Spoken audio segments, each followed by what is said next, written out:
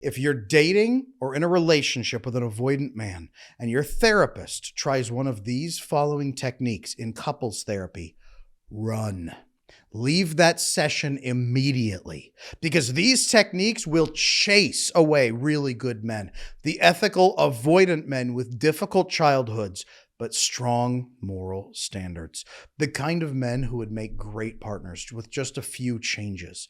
These techniques will not bring out their best, but will drive them away. In this video, as a former marriage and family therapist who practiced for many years in the field and watched a lot of my colleagues make these mistakes, I'm going to break down for you why traditional couples therapy is usually doomed to fail with avoidant men, and the one thing that actually works for them instead. The key is going to shock you, as it does most of my clients, but this approach has worked for well over 1,600 of my happy coaching clients. And I know it can work for you if we learn the secret to really bonding with an avoidant man in a way that he loves. And heads up, I'm going to be hosting a free masterclass Q&A on this topic live right here on my YouTube channel. Drop all of your questions for that live in the comment section of this video as we go through this, and I may answer them live. More about that later on in this video. Here are the 5 worst therapy techniques for avoidant men that will ruin your relationship. These techniques make an avoidant feel trapped, controlled, or shamed, and they trigger his deepest fears and push him away, especially number 5. And it is unbelievable how many therapists push this one and ruin your chances of being with him. So let's go through them one by one. Worst therapy technique number 1, forced vulnerability exercises. Things like, tell me how you feel. Now, here's how this is taught. Many therapists push emotional sharing and deep talks way too soon, because the vast majority of therapists are either usually anxious themselves or at least more feelings oriented. So they are projecting what they would want to hear for their brain neurology, their attachment type, and how they understand relationships. And they push you to do what would make them feel better in the relationship.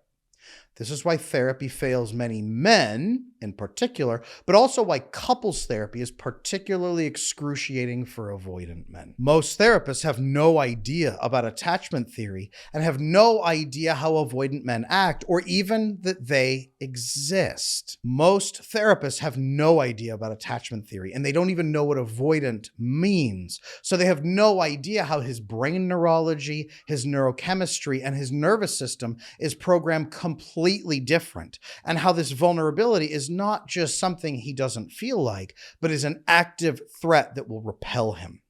That's why a lot of therapy programs, and couples therapy in particular, is a system designed to push avoidant men into failure, even as they try desperately to engage, and then punishes them for behaviors that, as they feel, formulate their core identity.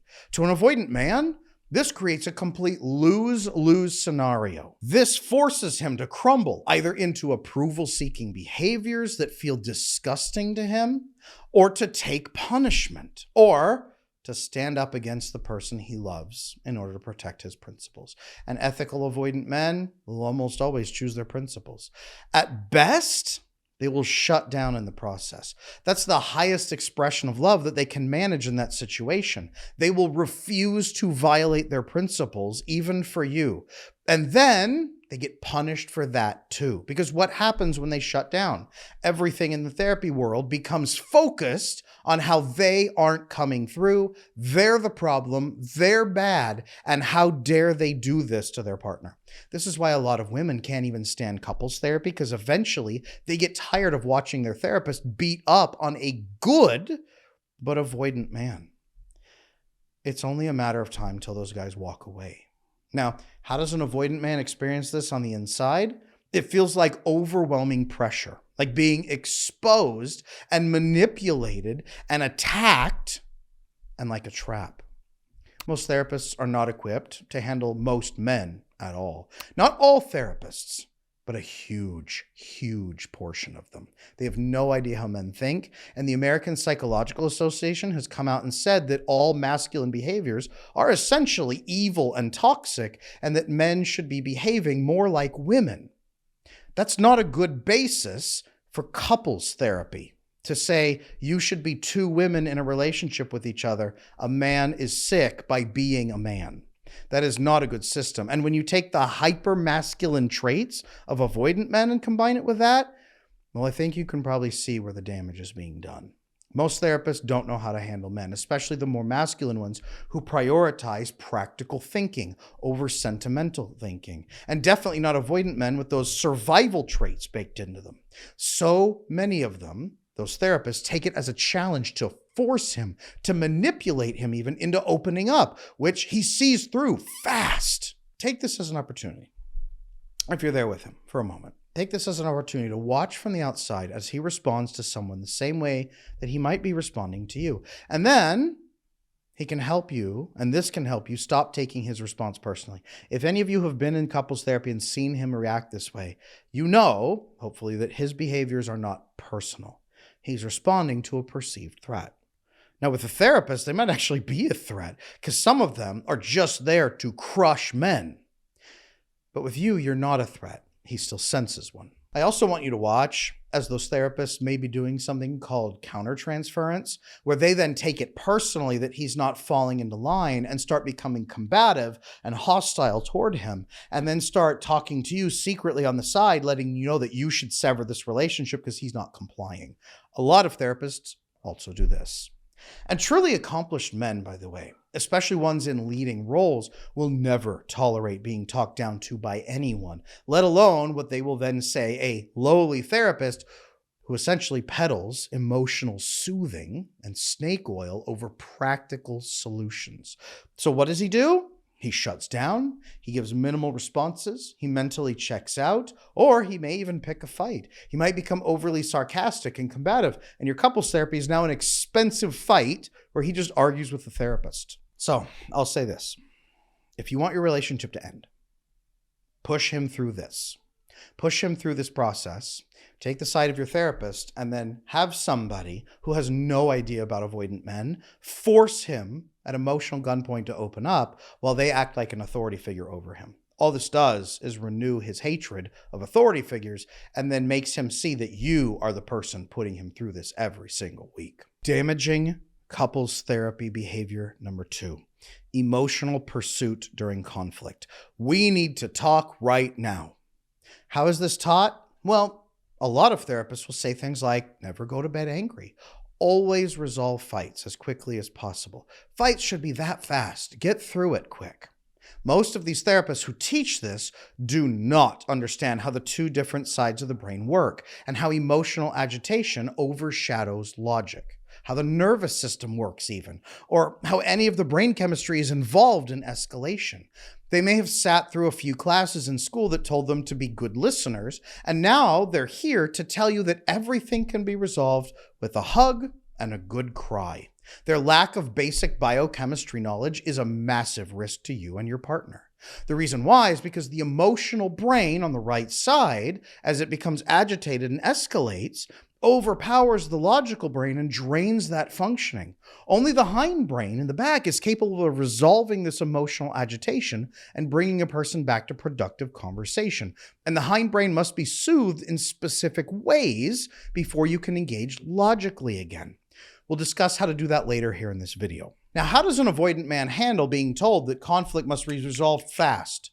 Well, avoidant men, the reason they pull away and avoid is they instinctively know through observation that people get escalated, think poorly, and only do better when they de-escalate and logic comes back. In fact, that's why they step away during conflict and avoid conflicts with you. So when they're forced into it and are not allowed to escape, they feel cornered. They may panic. They may get a little more hostile. They're more likely to be combative. If you shut down flight, well, the only thing left for them is fight. And they might get emotionally overwhelmed because they don't want to fight you either. You have activated that sympathetic nervous system response in a bigger way than usual. It's always buzzing for them, but now it's escalated and they can't get away. What does a cornered animal do? Nothing good. He senses that someone does not understand him at all, but is forcing him arbitrarily to conform to their expectations for how conflict should go. By pushing this agenda, the therapist is reenacting the patterns from his childhood that formed his original relationship trauma, the attachment issues. Even worse, the therapist has no idea because they don't know what attachment theory is, and they will keep stubbornly arguing with him that he's holding up the whole process by refusing to comply. Now, this pattern right here in particular mimics the pattern the avoidant man experienced in his childhood that formed the attachment behaviors in the first place. He's being told he must comply, as he was told then, with foolish rules that seem pointless and will lead to disaster just to cater to someone else's short-term feelings, or how he was forced to soothe a parent's emotions by restricting his own behaviors and shutting down. Now, as an adult living with pointless rules when he actually would not harm anyone feels like a violation of his freedom and his dignity as a human being. So what's he going to do when this happens? He's going to deflect, he's going to leave, or he's going to stonewall. He's going to tell you, I'm not having this conversation, I'm out, I'm done, this is not going to work, maybe we shouldn't be together, or he's just going to get his keys and leave. He's going to have no conversation left. He might get up and leave in the middle of the therapy session. That can happen. Now, if you want to reconfirm to this man that everyone on the planet is against him, and that you are still against him, and that you have gone out and hired someone to help you strong-arm him into catering to your feelings, do this in your couples therapy sessions. The third massively destructive behavior that therapists teach is radical transparency. Tell me everything you're thinking and feeling. How is this taught? Well, most therapists say that honesty, total transparency about everything will heal all wounds. If we just open up, just share everything, everything will get better. And you know, I will say this to this moment. Truth does set you free. And it needs to be done in a way that the people can both accept and move into. Because most human beings are not capable of hearing full, unfiltered truth at all times about everything and continuing to function or respect each other or trust each other. There are some things you probably don't need to be telling your partner because it's not you doing something. It's something that you're feeling or just having to think, and it's just a blip for a moment. Constant, open, unfiltered sharing is destructive. Now, most therapists are so used to the therapy world that they live in a fantasy world where everyone is kind, everyone shares their feelings, and everyone responds with total love and support at all times. The whole world is kindergarten. Some of my clients have come to me after a therapist told them to open up about all their feelings to everyone, and doing so obliterated their closest relationships. That's because a lot of therapists push this without teaching appropriate filtering skills or who not to trust. I have clients who come in who are incapable of holding back every little thought and feeling they have because their therapist trained them, sometimes for years, to just blast every feeling, have everyone around them deal with it. And no wonder these people have no friendships or romantic relationships because that's not appropriate behavior either.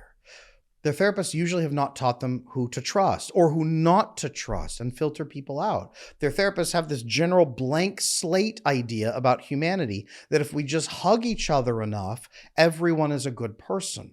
Even worse, I've seen cases where therapists encourage clients to push away excellent friends who don't blindly accept every single thought or feeling the client has because some of them are truly destructive, as the therapist preaches a religion of forced acceptance upon the world. Everyone, everywhere must accept everything I'm thinking and feeling at all times. I had one particular client who had an affair with a married woman and encouraged by his therapist the whole time to explore that sexual pleasure as a way of healing his own problems from childhood. He then shoved away his best friend from high school who confronted him for this moral breach when he himself admitted it had felt wrong at the start and when he was ashamed of it.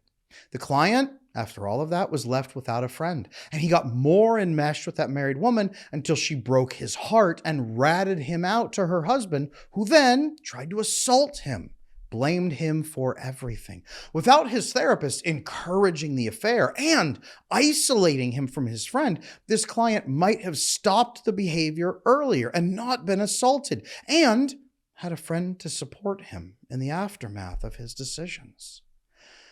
Now, how does an avoidant man experience this push for absolute total transparency at all times? Well, often he feels, number one, interrogated by torturers.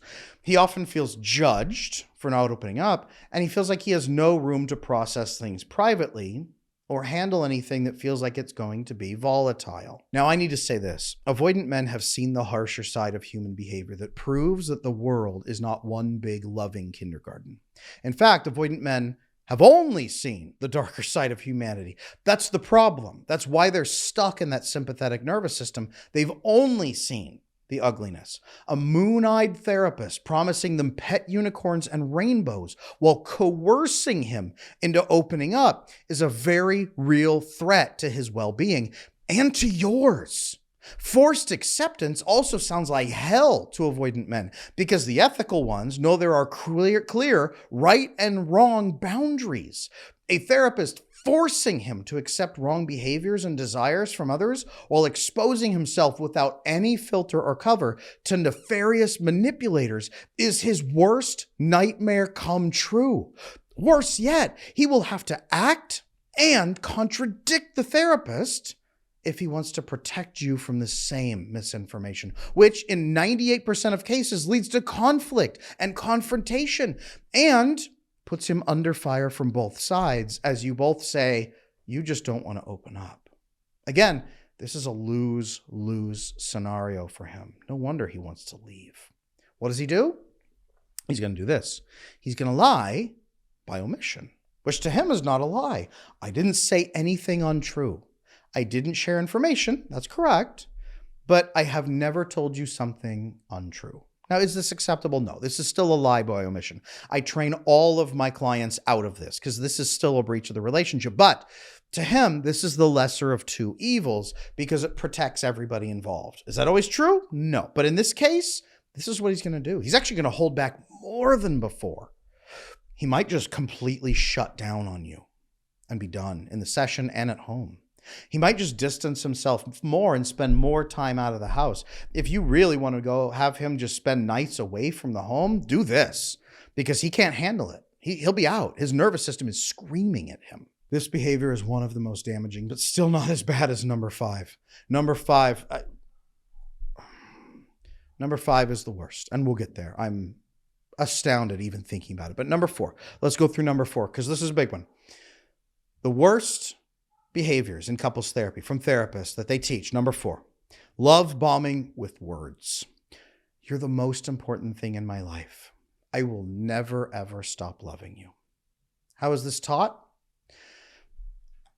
Things like affirmation and reassurance will make him feel safe. Take his face in your hands and say, I will always love you. Now you, avoidant man, take her face in your hands, look her in the eyes and say, I will never, ever leave you. Some therapists love to focus on positive affirmations as the one and frankly only sign of love. They hyperfixate on it, many of them. They don't even check if those affirmations are true. Usually they are completely disregarding any and all acts of service and say, that's not good enough. That's not what she wants. So number 1, they throw everything he does right out the window. And number 2, they again don't stop to check if affirmations are true. It's officially sanctioned love bombing and flattery.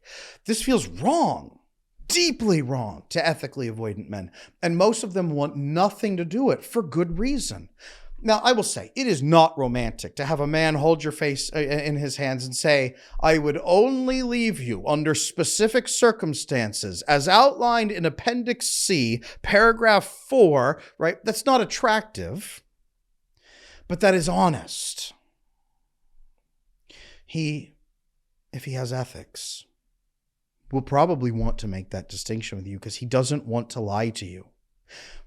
Even ethically avoidant men who've come in and who've done bad things and had affairs and so on, they will still say, I have never actually lied to you. I never have. As much as I have messed up and done bad things, I have not lied. And the wife will think and say, well, yeah, but you didn't tell me the truth. And that's a key distinction. But fully lying, it's a strange thing.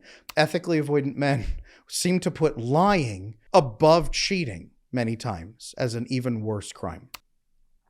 It's strange. I've seen it many, many times.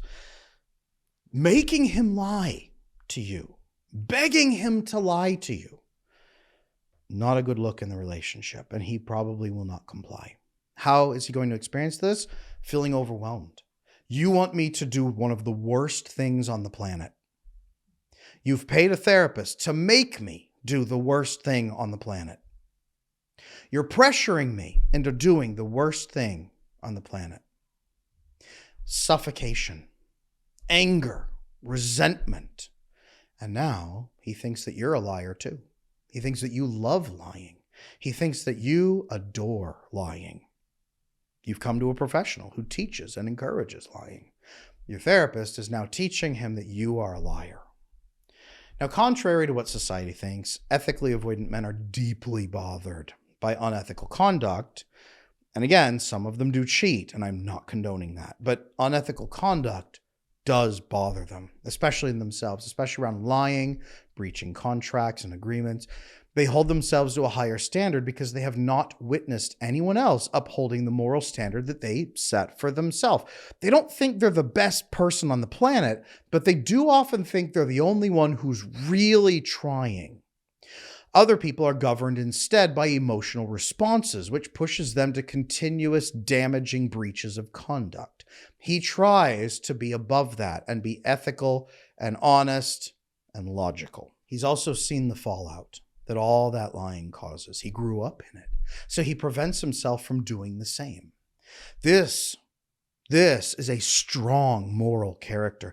And it's why I call this style the ethical avoidant, even because they're not perfect, even because they do sometimes cheat, because they are hounded by their ethics. Both words fully define these men. They are both ethical and avoidant at the same time. They are driven by fear and also driven by ethics. And it's a constant war to see which one they are going to follow. Being told to lie is an instant alarm bell that this therapist is a liar and thus not to be trusted on any matters at all, which then loops back all of those issues we talked about previously. Why would he open up to an admitted liar? Why would he follow an admitted liar? Why would he take advice on resolving conflicts from an admitted liar? What's he going to do? Well, when you put him through this program, he's going to pull back even harder. He's going to push back and say, I don't think that we're aligned anymore. I really think that we're just too different. I think that we're probably just not a good match. This is just not a right match for us at this time. This is probably not going to work. I just think we have different ideas of how relationships are supposed to work. He's going to shut that door and lock it because now there are liars on the other side of it, and you don't want to be included in that group. Now, the fifth and worst thing that couples therapists often do is the unconditional love myth. I'll love you no matter what. How is this taught? You have to love each other unconditionally, no matter what. You must love each other no matter what. No matter what she says to you, you must receive it. You must accept it. You must continuously show up emotionally for her no matter what. No matter what she needs or what she thinks or even what she does, you must show up unconditionally. No world religion promotes unconditional love without expectation, wherein you are forced to accept harm and injustice. Every religion which promotes a universal love for others also tempers it with a push for justice and truth.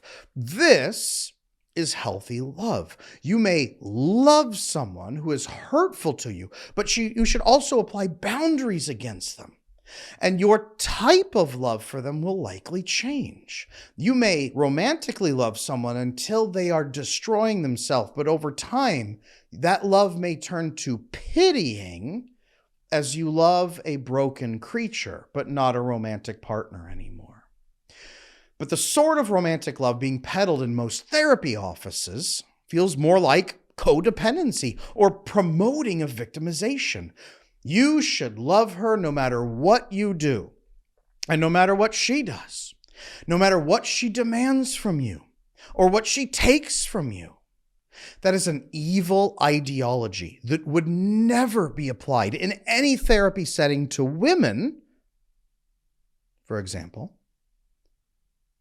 But couples therapists regularly apply this standard to men.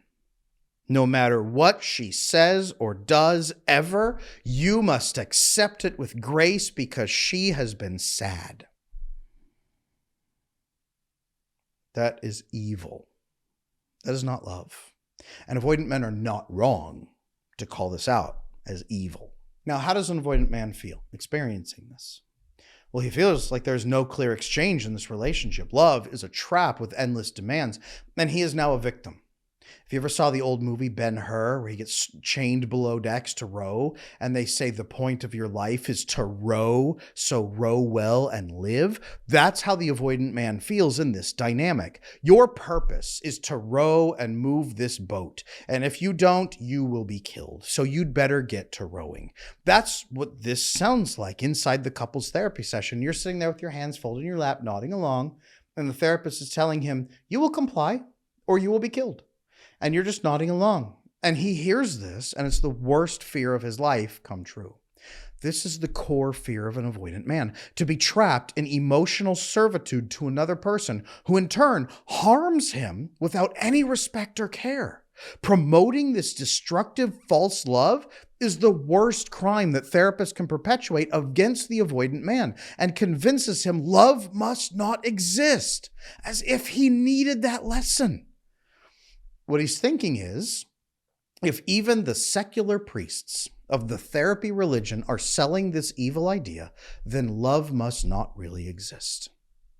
This is the best and fastest way to turn an ethically avoidant man into a manipulative avoidant, by robbing him of the idea of and hope for fair, honest, and real true love. And then to have the woman he loves, or he wouldn't be in the therapy session with you, corroborate that narrative. You must be my endless victim. You back him into the worst corner of his life. What's he going to do? Well, he's going to test boundaries. And I mean with a chainsaw. He's going to disengage from you as hard as possible. If he cares about you, he is going to turn that off and dissociate from his own connection to you for his own perceived safety. He's going to take any love you feel for him completely for granted because he believes it is not real. You have just trained him to believe love is not real. Now, deep breath. It just makes me so angry watching couples get broken up by people who are supposed to help them. All of these behaviors are likely to destroy a relationship with an avoidant man. Therapy is often the leading cause of relationship death. These behaviors turn your couples therapist into an angel of death.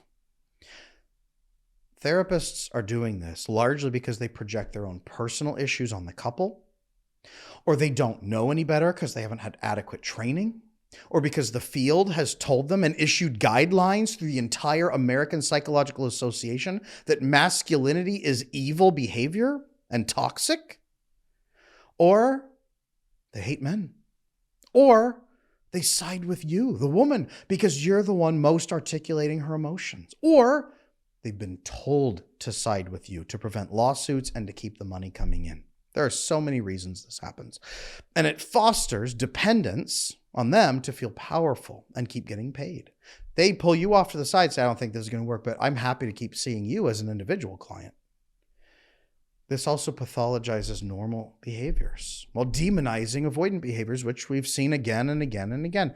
That ego-driven authority grab by many of the therapists to try to crush an avoidant man, kind of like the one who hurt them, that countertransference, all of this, It just adds up to a disaster. And we see it again and again and again in this field. Now, what are you going to do? If couples therapy, the gold standard of saving your relationship, if that is not working, if that's actually killing relationships, the answer then is a radical departure from what you would understand about relationships. And that's exactly why it works. Now, the real solution to fixing your relationship as a couple is a transparent, negotiation-driven relationship. Let me explain. Forget chasing the emotions. Instead, build a system of trust and open exchange. Invite him into what's called a negotiation-driven relationship, which is mutually supportive and transparent around what's exchanged and what's intended and desired and needed. This feels uncomfortable for a lot of women at first because they start to say that the relationship can feel transactional. And if it feels transactional, it means she's only there as long as she's providing value to him. And she'll be discarded the moment that she's not convenient, or she's tired, or she's sad. And frankly, they're not wrong. This is not a basis for a healthy or stable relationship. So the point here is not to build transactional relationships or emotion-focused relationships. Let's frame this as a negotiation instead of a transaction. In negotiation-driven relationships, it's one where you approach each other with the focus of building something you both want, with both of your resources that's mutually beneficial to you. When you approach a man, explain what you're looking for, what your intent is, and what you need from him, how you can help, and how both of you will win. I call this front-loading context and then providing the ask and then showing him how it's beneficial to him. This is not a transaction, by the way. This is a partnership driven by negotiation, driven by hope, by trust that you will stick together to make things work no matter what. And while this may seem less romantic than unconditional love, it creates stability and understanding for both sides, which opens the door for lifelong romance. I'll say this: avoidant men only trust what they can measure. They don't trust vague emotions because they don't usually understand them. They know you have needs, and they're usually happy to meet those as long as they know what they are, what that entails, what the effort is, how they'll benefit, and what the limits are as far as what you're expecting. They want to know. So these negotiations, they need to be measurable, mutually fulfilling, trusting, safe, even intimate, so that he understands what's being asked and what's being given and what's the vision behind it. The goal here with this setup is to not fight against his physiology, his neurology, his brain chemistry, his behavioral patterns. Tap into that instead in a way that gets your needs met in the best possible way. Now, there's a bonding hormone called vasopressin that's activated when we solve goals and achieve things together and overcome problems. That vasopressin bond will start the bonding process here. And over time, that lowers his cortisol enough to make room for other neurotransmitters and hormones like serotonin and oxytocin, which he will need to spend time getting used to, by the way, and learning how to act on before he can actually experience what we call real love. But this is the brain cocktail for monogamous fulfillment. This is a biological adaptation process he's going to go through, and it takes time. Plus, it will be scary, probably for both of you, and unfamiliar to both of you. I would say it's like teaching a formerly blind person who can now see to then now ride a bicycle. He's learned to see, and he's learning to get used to it. And now he's going to ride a bicycle at top speed, reacting to things, seeing, looking, changing. It's frightening, but it's also exhilarating. And it's also rewarding. In time, he's going to learn to value the love that you're offering because his guard will be lower and he'll experience the value for himself rather than shutting you out. He will finally learn what love means, and then he'll understand that unconditional love is not real, but the conditions on love should be very easy to abide by. In fact, they should be protective and mutually fulfilling. Avoidant men trust what they can measure. Again, they don't trust vague emotions. Now, I find that most of my clients struggle with this concept right off the bat, and also that they need exact phrasing to help truly express what they're feeling. So I'm going to go through with you right now 10 examples of negotiation-driven communication around needs, desires, and relationship situations that should help you understand how to make this change feel good for both of you and understand what you're saying. So you say, yes, this is what I wanted to articulate. A lot of my clients love that moment. And as we go through each of these phrases, each one is going to help you understand what I mean about being negotiation driven, transparent, and measurable. And as we explore each one, I want you to pay attention to how the speaker is presenting mutual goals. In this, it's a woman speaking to a man. Guys out there who are maybe anxious with an avoidant woman, you can use a lot of these as well. She's going to state her desire and then mention his desire and put the request in a mutually beneficial light that's authentic and persuasive, not manipulative, but persuasive and honest. She's not fast talking to sell him a used car. She's noting his desire and how it matches her own and then offering him a chance to get his need met in a simple way that they can both enjoy. This is the heart of ethical sales, is transparent persuasion. Now, bear in mind, as we go through these, that his brain chemistry is different. Normally, when a partner brings a request, an avoidant man experiences a spike of cortisol and adrenaline as he anticipates an unreasonable demand with no benefit to himself, just a high cost. Framing these needs into a mutually beneficial negotiation can reduce his cortisol and adrenaline spike, help him anticipate a release of dopamine at the mention of what he's going to receive, and thereby increase his likelihood of completing the negotiation. And once he does, and he gets what he wants, his brain will release both vasopressin and oxytocin and dopamine, plus more dopamine at achieving that goal. And all of this will be tagged in association with you, meaning he bonds to you, trusts you, and associates you with reasonable requests and mutual pleasure. This is what we call building trust, and it's vital to your long-term bond. So let's keep that in mind as we go through. Okay, here are the 10 phrases you need to learn and model your communication after. Phrase number 1, I feel most loved when we spend quality time together. And I know that you enjoy having a partner who truly understands you. Could we set aside one night a week for just us? That way we both stay connected and we don't drift apart. Here's why this works. It connects her need, quality time, to his benefit, being understood and maintaining the connection without any drama later. You get your need met, and it shows him that that's fulfilling his need too. An ethically avoidant man will hear this and most likely negotiate with you. It's not a yes or no, it's a when can we make that happen and how can we schedule it? Phrase number 2. I really appreciate when you take the time to lead on planning dates because it makes me feel secure. I know you like when I'm more affectionate and engaged, and I notice that I feel that way when we have those moments. Would you be willing to plan something once a month so we both get what we need? Here's why this works. It ties his effort, planning dates, to a direct benefit to him, a more affectionate, engaged partner. A lot of women say, he doesn't plan anything, I have to plan all the dates. This ties that directly together and helps you get him into the habit of asking more. Once a month, as you reward that behavior, will probably turn into twice, 3 times, 4 times. Easier for him to plan, easier for him to put together, boom, done. Phrase number 3. I know you like your alone time, and I want to respect that. But when I don't know when we'll reconnect, I start to feel distant, which makes me feel less relaxed when we're together. Can we agree that after you get your space, we check in for 15 minutes so that we both feel good? Me and knowing that we're solid, and you and getting the recharge time that you need. Why does this work?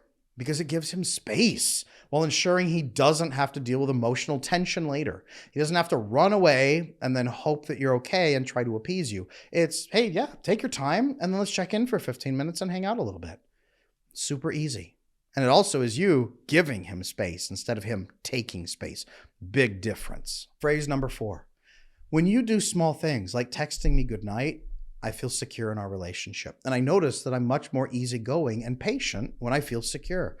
Can we make that a regular thing so we both have less stress and more trust? Here's why this works. Linking his small effort to a direct benefit, less pressure, less tension in the relationship, makes it easy. Yeah, everything's going to be easier if I just text you goodnight. I can do that. And this is a great way for those ladies out there who say, he doesn't text me goodnight anymore. What should I say? I kind of feel needy if I ask for that. When you do small things like texting me goodnight, I feel secure. And that makes us have more peace together. So can you make that a regular thing? You will benefit when we do this, and it feels good to me. Phrase number 5. I love being affectionate, and I know you're not always a big words person. I want to make sure you feel loved in ways that actually feel good to you. Would you be open to small gestures like holding my hand or checking in throughout the day? That way you don't have to worry about me feeling disconnected, and I don't have to ask for reassurance as much. Here's why this works. It trades his small physical gestures for less emotional demand on him. If you have needs, maybe you're anxiously attached and you need some reassurance, he knows that. He's not blind to it. He probably doesn't know how much you want or need, and it's going to overwhelm him in time because he thinks you need more. This specifies what you need, and now he can start doing it to build peace. Phrase number 6. I'm happy to support you when you're stressed, and I know that you are someone who values feeling appreciated too. If I help out more when you're busy, could we also make sure that we check in with each other afterwards so we both feel seen and valued? Here's why this works. Avoidant men are always busy and always stressed out, but it ensures his efforts get recognized and appreciated while also making sure that she gets her appreciation too and her check-in time. Hey, buddy, make a little time for me and I'm going to help you and be more peaceful while you're stressed out. Just make sure that I'm scheduled in there. Phrase number 7. I'm okay with giving you space when you need it, and I know it helps you to decompress. At the same time, I feel way more relaxed when I know that you'll be back so that I don't have to wonder. Can you just give me a quick heads up on the timing? That way you get your space and I don't feel anxious or end up pulling away. Now, why does this work? Because it ensures he gets his space and peace during his space and peace when he comes back. Total peace, easy decompression, while avoiding unnecessary emotional fallout later. And you know exactly when he's coming back. Super easy transaction this way. Not even a transaction, a negotiation. Phrase number 8. I know that you don't always love long conversations, so I'll keep things short when I bring up something important. In return, I just ask that you really listen and engage when we do talk. That way, you don't have to deal with drawn out talks, and I don't feel like I have to keep bringing things up over and over. Why does this work? Well, it trades shorter, more direct conversations for his full presence in that moment. You are a priority, and he gets through it, and it's peaceful. Remember that avoidant men love peace. That's what a lot of these phrases are offering. Number 9, and this is great for somebody who's anxiously attached and working on it. I'm working on expressing my needs more clearly so that I don't expect you to guess anymore. If I tell you exactly what I need, instead of hoping that you figure it out, can you just let me honestly know if you're able to meet me there? That way we both avoid frustration and miscommunication. Here's why this works. It trades clear expectations for honest, pressure-free communication from him.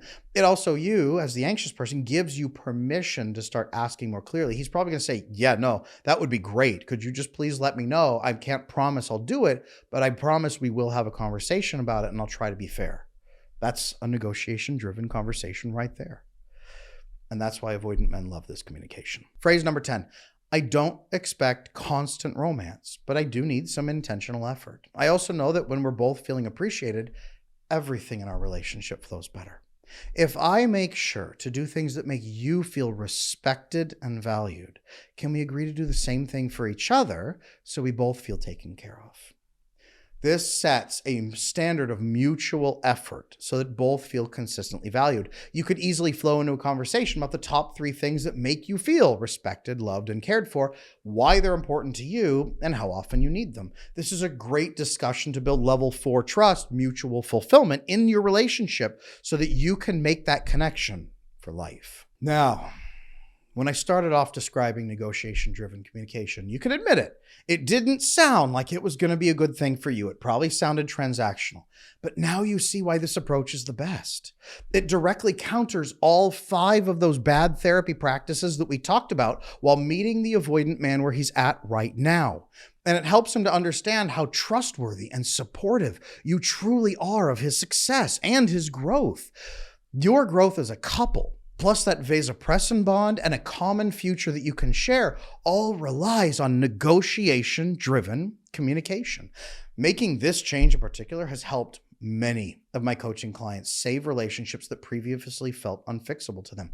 I've had couples come in after 3 couples therapists have made things worse for them, and this was their last-ditch effort before getting divorced. And this change did everything for them. And it can help avoidant men come back into the bond, even if he's already seeming like he's ready to leave, or that couples therapist has pushed him out the door. And couples therapy has made it worse. And as an added bonus, this is going to boost the intimacy in a relationship. Even if you're not at death's door just yet, I hope you're not, doing this makes things so easy because you get your needs met. Most anxious women come in and say, yeah, Adam, I understand. I want to take care of him, but what about my needs? What about me? And to that I say, absolutely. Your needs are massively important. You cannot be in this relationship without your needs getting met. That is not the goal, and it is not sustainable. This system makes sure your needs get met. It makes sure he understands them. It makes them measurable and clear.